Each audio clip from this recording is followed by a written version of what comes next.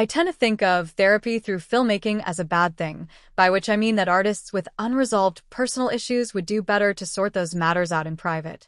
Joachim Trier's Sentimental Value offers an inspiring exception where the psychological health of its two main characters, filmmaker Gustav Borg, Stellan Skarsgård, and his estranged daughter Nora, Renata Reintz, winds up inextricably tied up with a film project Gustav meant for them to make together. If it works here, that's because we're not obliged to watch Gustav's movie, but the emotional behind-the-scenes story of reconciliation through art.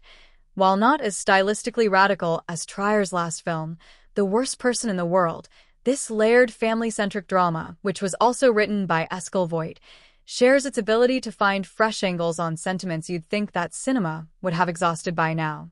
Chief among the previous movie's revelations was its star, Reintz, who recalls the laid-back, lived-in and yet entirely modern allure of Diane Keaton during Woody Allen's peak years, mixed with an unpredictability that can feel positively radiant one second and practically inconsolable the next. In Sentimental Value, one doesn't have to look far to see the source of Nora's torment. The dad who walked out on her family when she and younger sister Agnes were children.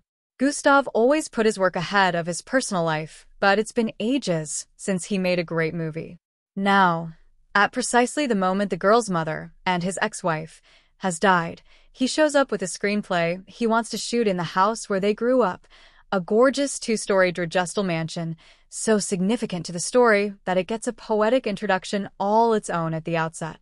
He wrote the lead role with Nora in mind, and we sense that accepting could save their relationship, if not both of their lives. If that sounds a little dramatic, that's only because you have yet to meet Nora, a jumble of nerves whose stage fright is so intense, it nearly craters her latest show on opening night. Not since Birdman has a director so deftly or hilariously captured the suffocating panic of a backstage breakdown as she tears at her costume and begs a fellow actor to slip her some drugs, or else slap her.